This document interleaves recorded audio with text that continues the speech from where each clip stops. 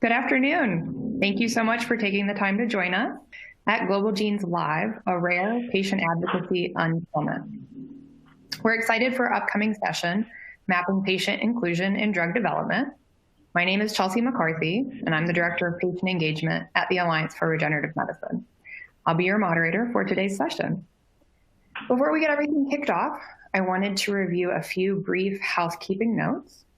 First, all attendees are currently muted by the moderator to reduce any interruptions. We encourage you to use the chat function in the On24 window for any questions that you may have throughout the session, and the moderator team will present them to the speakers. To open the chat, please click on the blue chat button located on the meeting controls at the bottom of your screen. If there are questions that we're not able to answer, or if we run out of time, we will do our best to follow up with you after the program. Also, make sure to post your top takeaways and fun moments during Global Genes Live on social media and tag @GlobalGenes for a chance to be featured on our social media channel. The official event hashtag is 2020GG Summit. Finally, we encourage you all to participate as active listeners and take advantage of this opportunity to hear from leaders and experts and ask questions. This program is your time to learn and find answers on critical challenges in rare disease research. I am now pleased to welcome our discussion leaders, Scott Mellis, Vice President of Rare Diseases and Early Clinical Development and Experimental Sciences, and co-founder of Regeneron Genetics Center at Regeneron Pharmaceuticals, Melissa Goetz, co-founder of the FCS Foundation, and Sheridan Carrington, Program Manager of the CDKL5 Program of Excellence at the UPenn Orphan Drug Center. They will each share a bit more about their backgrounds as we delve into the conversation, but for now, I'd like to invite Scott to kick things off.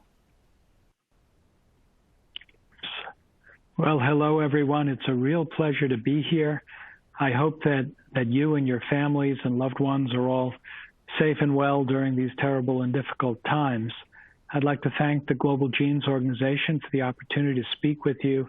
I have the highest admiration for the Global Genes team. They really do wonderful things and just have a great perspective and really deliver terrific information and support to the community. So, jumping into my talk, I only have a few slides. The title is Collaborative Development of New Medicines for Rare Diseases. And I think the key word in this title is collaborative. This is really an endeavor that we all need to be in it together. And it takes not just a village, it takes many villages working independently and then interacting together to come together to answer important questions, fill gaps in knowledge, create candidate medicines, and then see that they get tested and reviewed. So I'm going to jump into a little bit of some of the unknowns that we need to work together to see that we can answer. So there are many stakeholders in this drug development space, and that includes the families and advocates, academicians, regulators, and sponsors, drug companies. And we all have to work together to improve the lives of you and your loved ones. There is much that we don't know about rare disease. And you, as the community, you're living with these conditions. But fundamentally, you need to help us get educated. So we have to work together to understand the mechanism of the disease at hand, the genetic diversity that underlies it, the natural history of the disease. That is, how does this disease typically progress? What parts of the body are actually affected? What are the rates at which things may get worse? Or do they get better on their own? So fundamentally, we need to understand this, and these all require studies, and these all require special resources to come together so that we can learn together. Now, in addition to not understanding the disease, there is much that we don't know about your experience with the disease. How does it affect your life? What is the burden on you and your family? What is it that you would really like to see improved in your life What would you like a medicine to do for you? And also, we need to try to understand, where is your community? Where do you live? How could we set up a study that you could actually participate in and really be able to do all the things that are needed to learn whether or not a candidate medicine is working for you?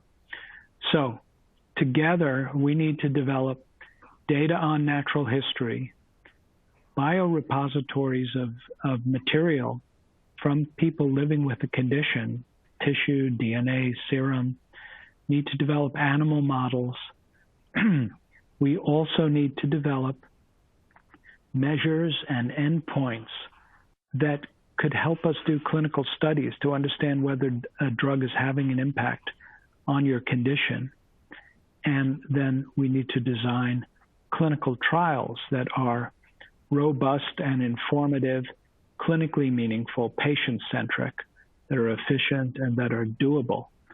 There's a lot on these slides. Each one of these things is all a very important element to the process in getting a new drug studied and created and then hopefully approved.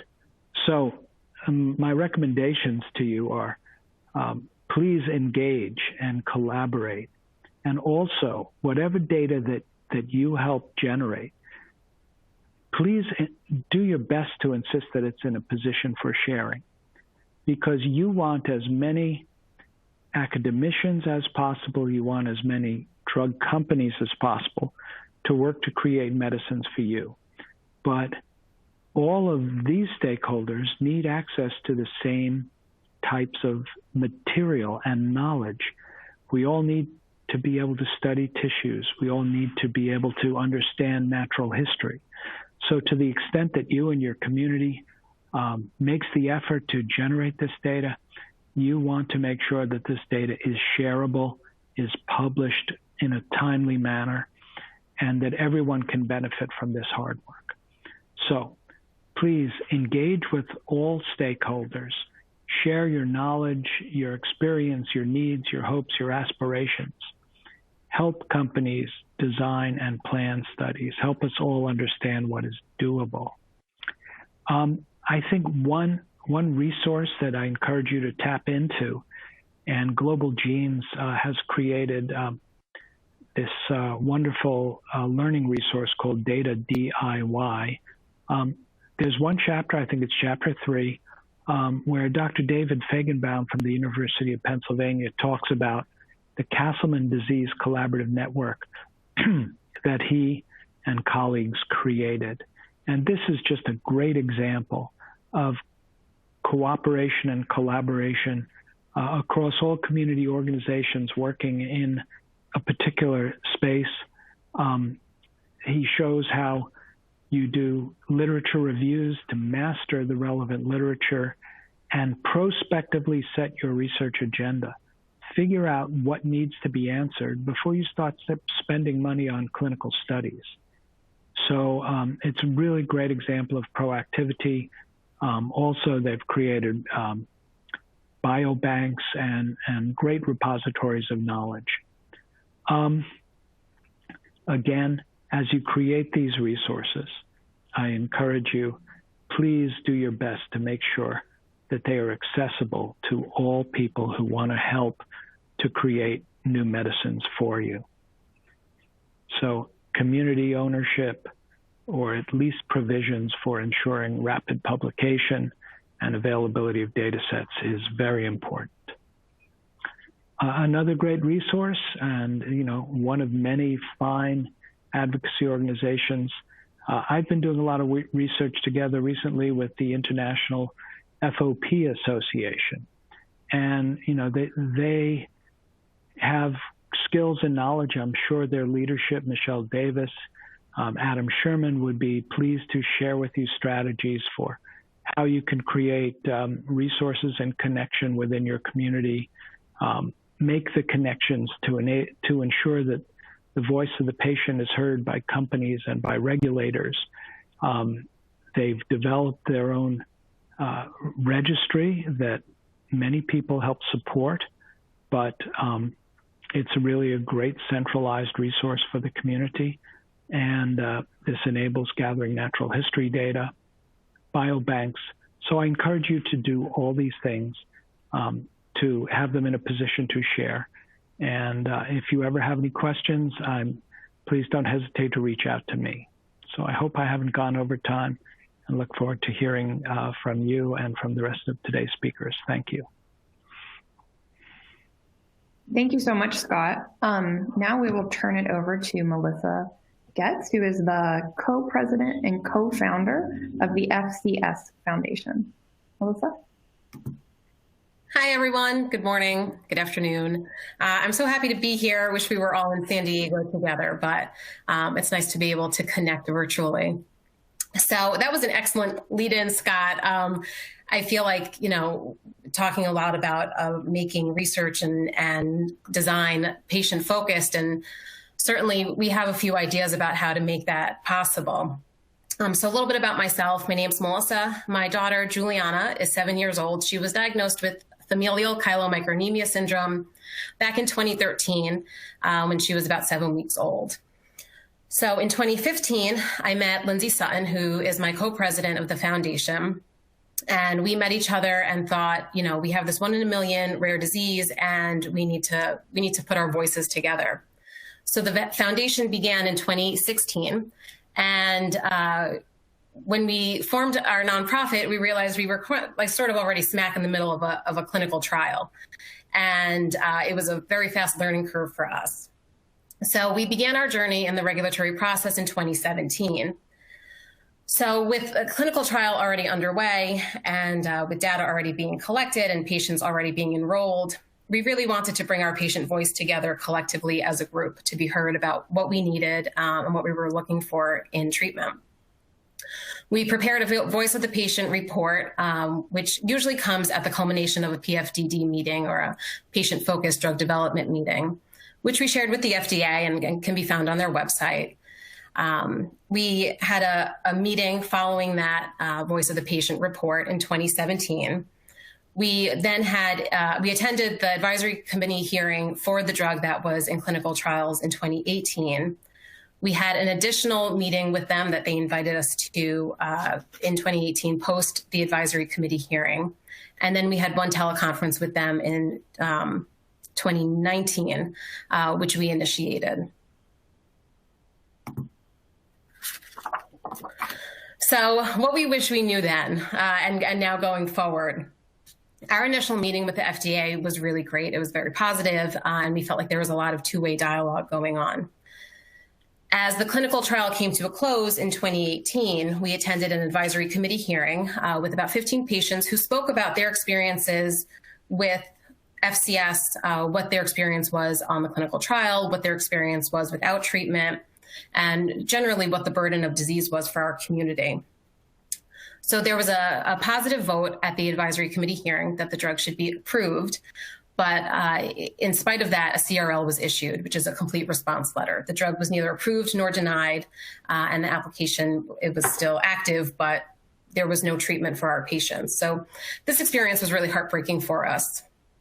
And as patients getting this, we realized that we wished we could have had an opportunity to address some of the concerns that came up. And these included what patients considered a burden in terms of monitoring. For our patient group, it meant that they wanted our patients to get blood monitored weekly, which a lot of our patients were already doing and did not see as a burden, but that was assumed. It was assumed that that would be a burden. How serious and debilitating our condition really is, and what the quality of life is like for patients living with FCS. And, that was looked at, at some of the side effects. The risk benefit was assumed for our patient group. And we found that really frustrating because the risk, the side effects and the potential risk of the treatment for us and for our patient group did not outweigh the benefits of being on treatment. And why patient dropout rates were so high in terms of the sample size. So our sample size for that study was about 62, 65 people. And our community is 1 in a million. So, you start to understand who's in the clinical trial and what's going on. And there were reasons that people dropped out because they simply didn't have access to the clinical sites anymore. And so we wish that we would have had an opportunity to speak with them about those issues and answer those questions and concerns, and rather than there be assumptions. So what felt like a really open two-way dialogue early on became a completely opaque process for us as a patient group. And although we had the best answers to their questions and concerns, we weren't being asked to answer them or address them. And that was a very frustrating experience for us. So our feeling is that, no PFDD or voice of the patient report or survey or data collection can preemptively answer every potential question or concern that comes up in a clinical trial. And although those things are really good to create a baseline, the conversation really needs to be ongoing. So what we'd like to see going forward, we'd like to see that the patient voice is critical throughout the process. As a small patient group for FCS, 1 in a million, we can answer these questions and we can address these concerns. We just need to be asked. Patient experiences need to be called upon and discussed. We'd like the rare and ultra rare perspectives to be taken into consideration at the regulatory and industry level. And that includes, similar to some of the things that Scott was saying, asking patients what they're looking for in outcomes. How do they measure their quality of life? What do they want to see happen, with treatment? And taking that into consideration, because then you'll be better able to capture if that drug is effective or not for patients. We believe that there are some opportunities to help facilitate that process. So we are very grateful for the work that the FDA has done, and we look forward to working with them in the future. We hope that this is just the beginning of lots of treatment options for us going forward, and that there'll be plenty of options that we can choose from, and that we'll be working together for a long time. But we do think that there are some opportunities here. And one of those is that the advisory committee hearings should include rare disease experts and small sample size experts to review data in a relevant way that's meaningful to a rare disease. Patient input when assessing risk evaluation and mitigation strategies, and include patient input throughout the entire process of drug evaluation. And that means, not just kind of top heavy at the beginning of a clinical trial or just in a listening session, but really throughout the process, checking in with patients and asking clarifying questions and asking them about their experiences and asking them what they want.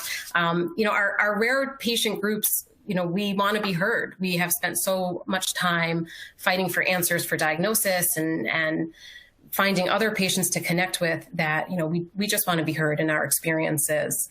And if you're going through this process, I would say, ask for that seat at the table and ask to be included in that process, and ask where there are opportunities to give your voice throughout the process.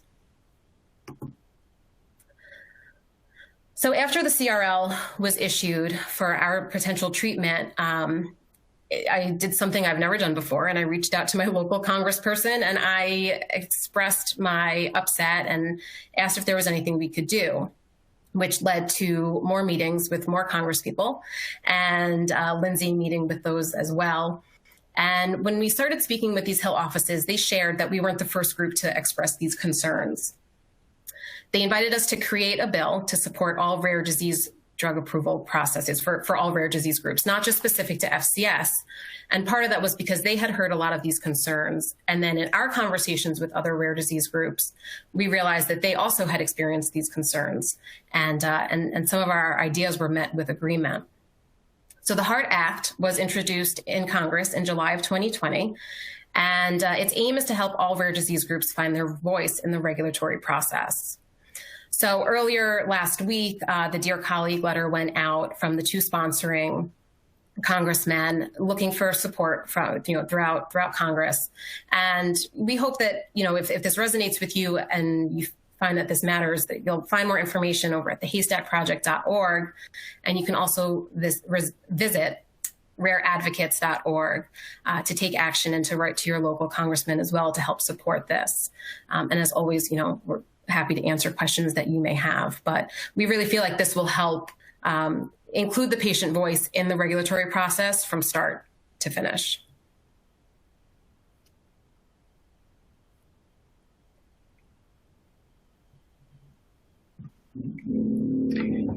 Thank you so much, Melissa. And now we will turn it over to Sheridan Carrington. He's the program manager of the CDKL5 Program of Excellence at the UPenn Orphan Drug Center. Sheridan? Okay, thank you. I'm very happy to be here to be talking with you all today. And my name is Sheridan Carrington. I'm the program manager at the Orphan Disease Center at the University of Pennsylvania. And what we do at the Orphan Disease Center is that we work with foundations and rare disease groups and patients and families after they've received that diagnosis and determined that they want to get involved in basic science research. So we do this by a different combination of programs, and our goal is to engage basic scientists to advance the understanding of underlying biology towards disease-modifying and curative therapies. So we have 4 different major programs through which we do this. We do this via scientific symposia. We have our programs of excellence where we build the teams around a particular rare disease, and we build out pilot grant programs, whether there's directed research and different initiatives focused on increasing the amount of science that happens around a particular disease.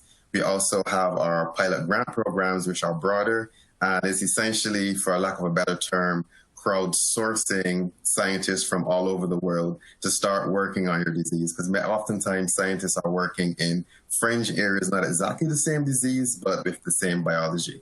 And then we also have our Jumpstart program, which is a newer initiative where we partner with those smaller foundations now trying to figure out what the rare disease landscape and research would look for them, and we offer advice on how to move forward. So on my slide, what you'll see here is an overview of a traditional therapeutic development program. And what I want to use this to show is that there are simple steps for patient inclusion along this entire pathway. So typically, I'm showing here is in the first phase, as a rare disease group, this is where it's important. You come to us and tell us everything you know about your rare disease. You tell us about your journey for the diagnosis, the symptoms, using your Facebook groups or whatever connections you have.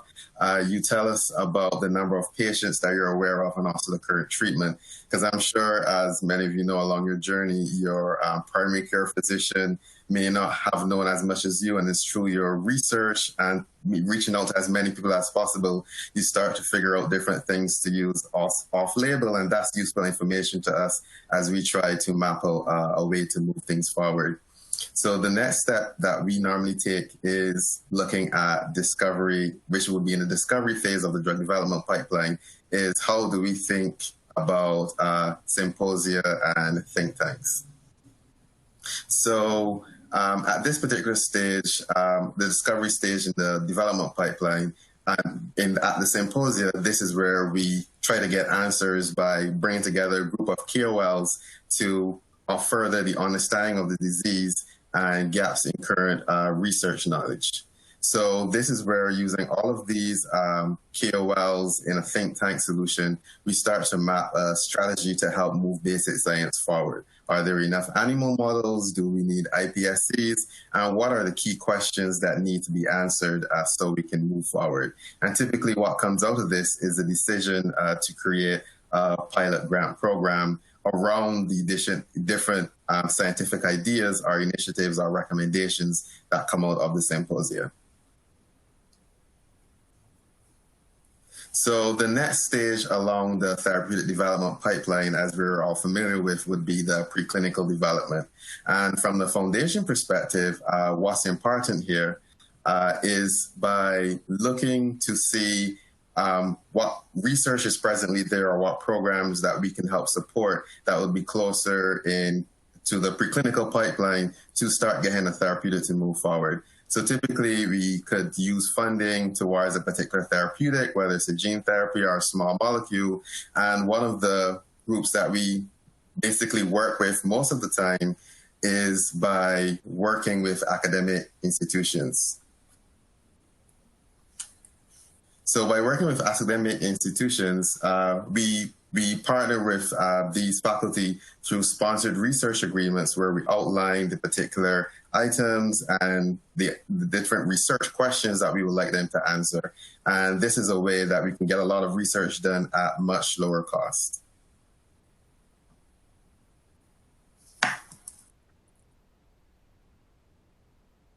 So one of the things that's important here in working with these academic institutions is that many universities have tech transfer offices which are very savvy at identifying partners for their different research. So let's say a foundation, you decide you want to partner with a university, they're working on a small molecule. The small molecule has shown some promise in animal models, and they've decided that this is the point where they can take it no further within the university and they want to move it forward. So at this particular stage, the university would use their tech transfer office to find a particular pharmaceutical company to try to move things forward. Sometimes what they end up doing is forming startups to try to move these therapeutics forward if there aren't other companies who are working in this particular space. And then finally, one of the biggest phases before we get to a therapeutic is clinical trials. And this is an area where in working with families and patient groups like you have a lot of power and leverage to help benefit this particular process and this particular activity. Because as we know, clinical trials can suffer if there aren't ways to recruit patients actively to get the study going at a good pace in a particular period of time. So this is where patient registries and contact databases come in.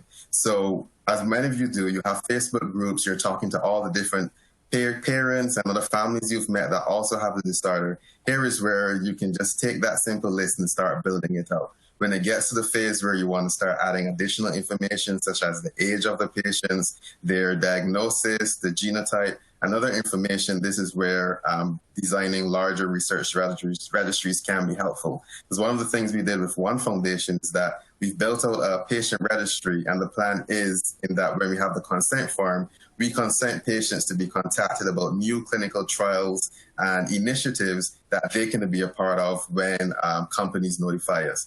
So if a company notifies you, a patient advocacy group, that is a clinical trial for a particular disorder, you can then go to your registry and send a blast email to everyone that's there to say, hey, this is a trial that's going on. These are the criteria for inclusion, and this is who you can contact to get started. And if you have that list, it saves the company time in having to go and build that out from the beginning. And just as Scott said, natural history studies are something that can be built off of these simple registries. You know your disease and what it is to live with this disease better than anyone else. So that is where your voice here is very important to inform how can we design a trial and metrics that would be most beneficial and powerful for the families to answer the questions about their disorder to get closer to therapeutic development and approval. So to wrap up, one of the last things that I wanted to cover is how can patient advocacy groups with limited resources be involved and try to move forward. So there's a small foundation that we've worked with. It's mostly been a parent we've communicating with. They didn't have a lot of resources, and just one of the simple things they did was just starting to email faculty from all over the world. If you see a research paper and it's close to your rare disease, don't hesitate to send an email and ask a question and say, hey, I want to learn more about this. I want to have a conversation with you. And you'll start to notice that there are multiple faculty who may be working in the same area that haven't been talking and interacting with each other. So hosting informal Zoom calls or KOL sessions by asking all of them to sit on a call for 30 minutes is how you can get a conversation started to move things forward.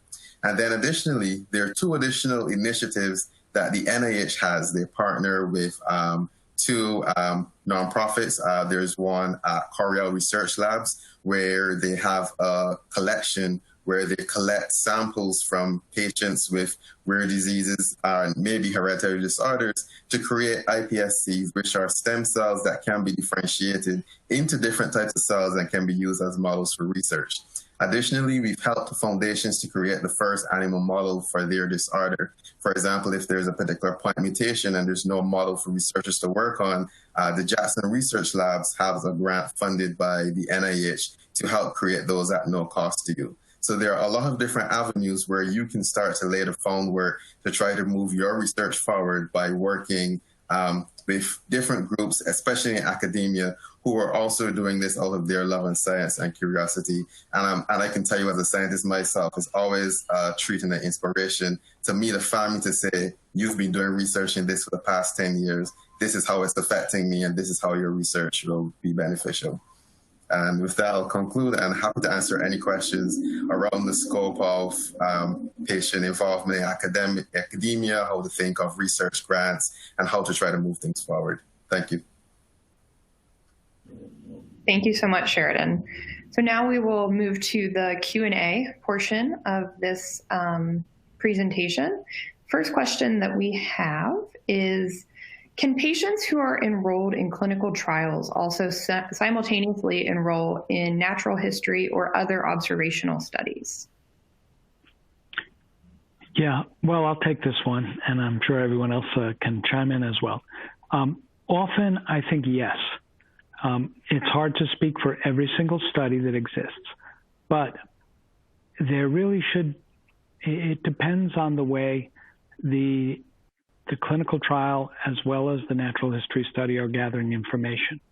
But I can tell you in the instance of the FOP clinical trials that I've been involved with, the answer there is yes. People are participating in the IFOPA registry, and they're also participating in one or another of the pharmaceutical clinical trials that are ongoing. Thanks, Scott. All right, moving on to the next question. How does a patient organization of an ultra-rare disease who has an ever-growing registry of genetically confirmed patients get attention for their disease so that they can make it into the therapeutic pipeline?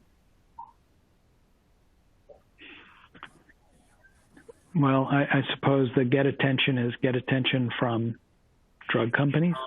I think there's ways to get attention. So one is to publish. I mean, if they've gathered genetic information, that's real information, and that's probably something the world would like to know. So encouraging the researchers to publish and communicate is great, to present at meetings, but also reaching out to drug companies who are doing development in areas similar to this. And sometimes it can be like hard work with just a lot of phone calling, because it's not always totally apparent what areas a particular entity is studying. But I think a lot of it has to do with networking. You can also review the literature and see who has published papers related to this, and if some of them are from companies, just pick up the phone and call them. Call the author or email the author. People want to help. So if you can reach out and talk to people, it could well make a difference, a big difference. If I can add, oh, I'm sorry, go ahead. No, Melissa, go ahead. It's fine. As a patient group and it being such a small rare disease space and state for us, I've done something as simple as I've started a Google alert on my email, and I've typed in some of the keywords that impact our rare disease space. And every now and then I'll get information about a company that's looking at something that's similar to our disease state, or I think there's the potential for a relationship or a connection, or at least a conversation to start it. And I just reach out and I email them and I introduce myself and Lindsay and a little bit about our story. And I just lay the groundwork for the potential then to talk, or maybe down the line as they get further into development. So, you just kind of have to throw it out there and see where you can make a connection and where it goes from there. Yeah. And what I'll add to that is one of the things that I've observed that can be very powerful but simple is just tell people what you're doing. Use your Facebook account, use your Twitter account, use your Instagram account, and tweet about, hey, this is what our advocacy group is doing. Here is how many patients we have enrolled in our registry. These are the countries that we have patients enrolled in. And then start contacting persons in academia who does research in similar areas. Because having access to that many patients mean you have that much access to samples for research, whether it be iPSCs or whether there's a biomarker where someone wants a sample of a blood from a particular patient with a genotype to do additional testing. All of that is powerful to start helping things move forward. That's a wealth of information and knowledge, and it's just trying to find the right person to get eyes on it to try to move things forward.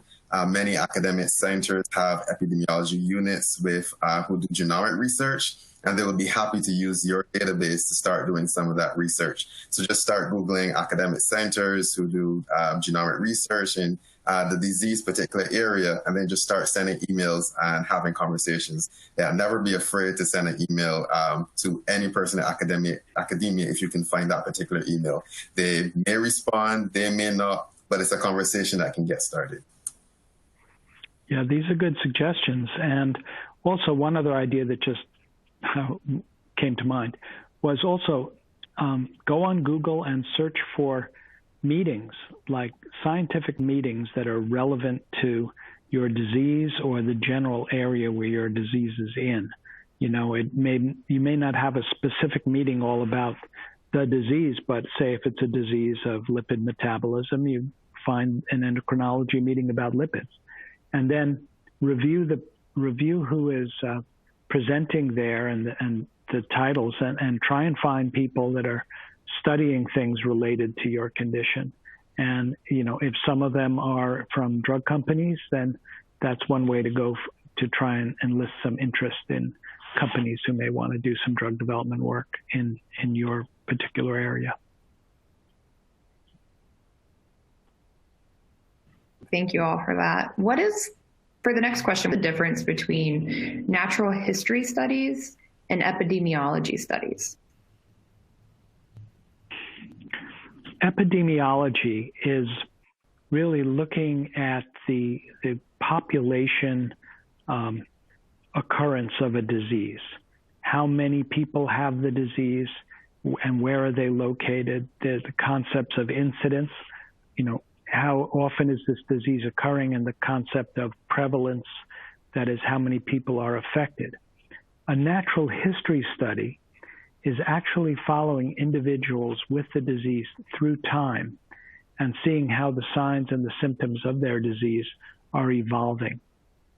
So one is taking that like 10,000-foot view, which is the epidemiology, is taking the view at the population level. And the natural history is really studying the clinical course of the disease and its progression and its signs and symptoms over time. Thanks, Scott. Sure. Next audience question. If your clinical trial drug does not get confirmed, does that mean that it is just lost? Sometimes. If a drug does not get approved by a regulatory agency, it's kind of an it depends situation.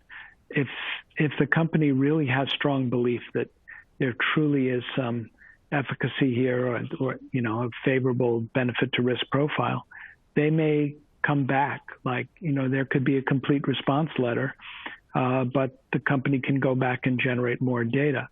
I think a lot depends on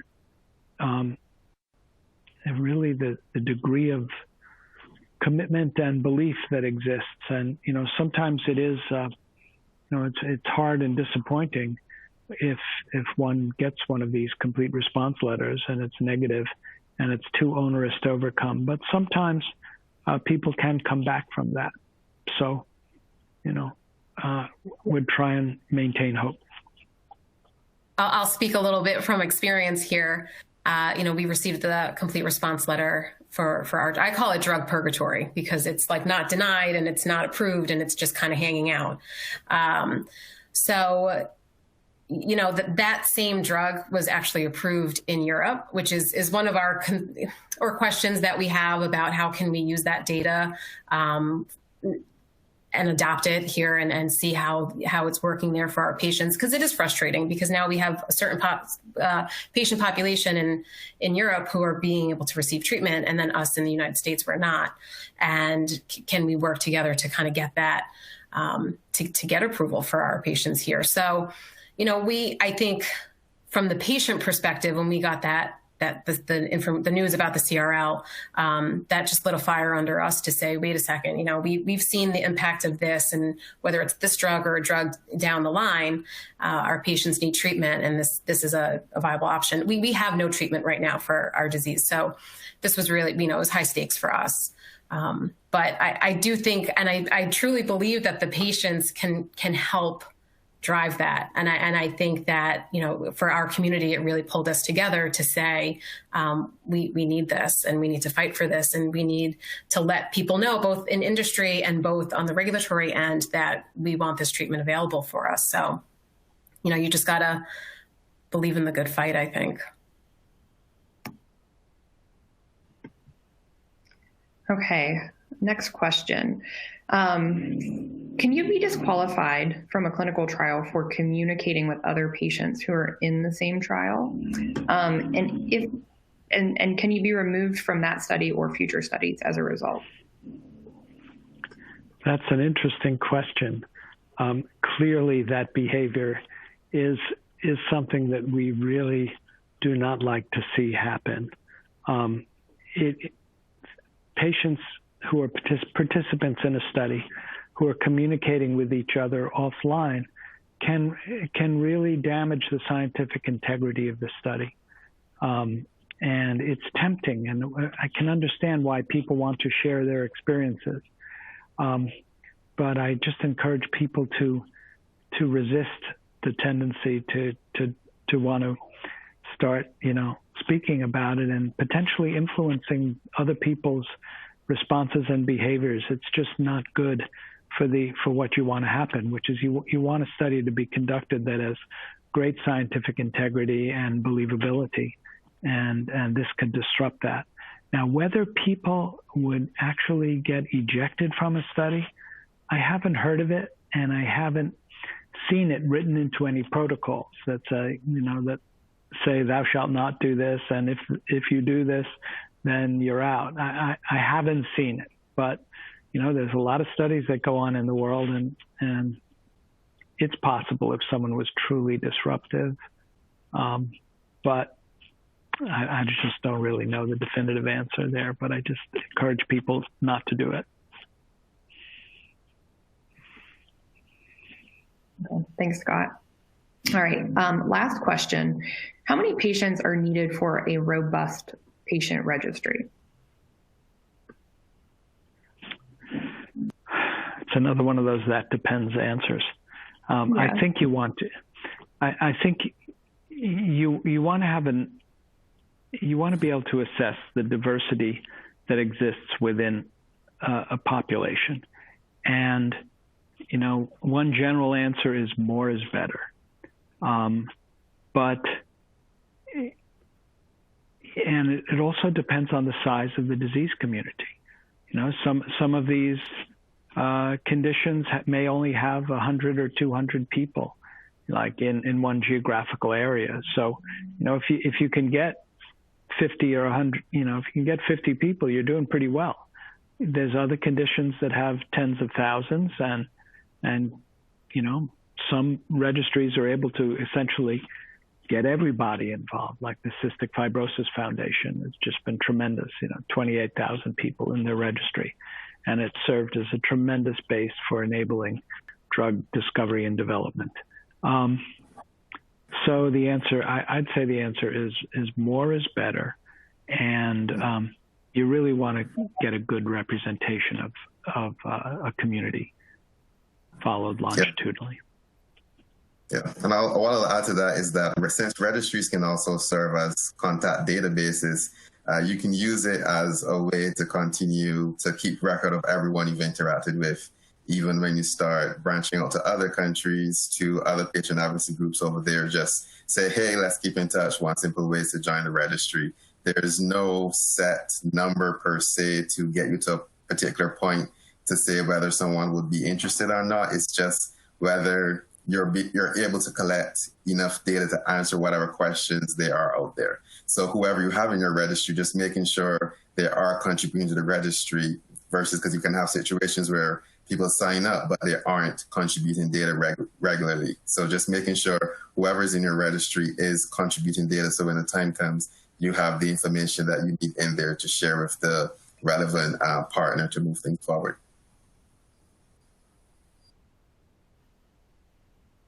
Okay, thanks, Sheridan. Thanks, Scott. So with that, I'll open it up for any final remarks from our panelists.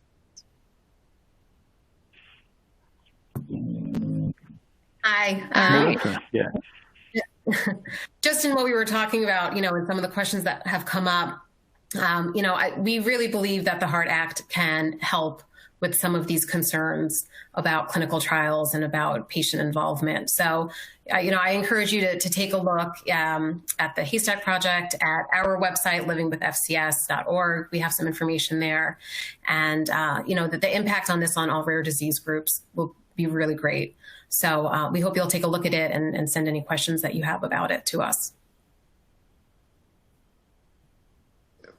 And what I'll add to that is, when you think of all the different ways that drug development occurs in all the different stages, as an advocacy group, you know the most about your disease, you know how it affects you, you know the areas that you want to see treated, and that information is important to make sure that clinical trials are designed for the particular areas that want treated versus sometimes what us scientists see may not be what is of importance to you to be treated by a particular therapeutic. So having that information, coming together as a community and understanding what the community needs, and then making sure you can communicate that to all the different stakeholders and partners at the different avenues and continue to have those conversations is very important. And as I said, you know your disease better than anyone else. So your voice is extremely important in this entire process.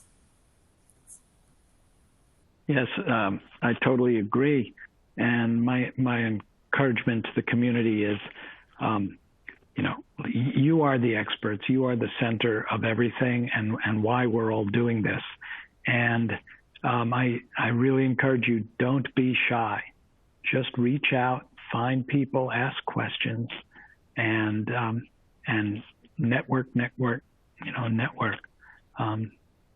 Don't be shy. We all want to help, but it really helps when you reach out to us and get the ball rolling. All right. Thank you so much, Scott, Melissa, and Sheridan. This was a wonderful discussion, and thank you so much to the audience for your questions. Coming up next, we have either the patient-centered future of clinical trials or our oligonucleotide therapeutics right for your disease. Thanks so much. Thank you. Thank you. Thank you.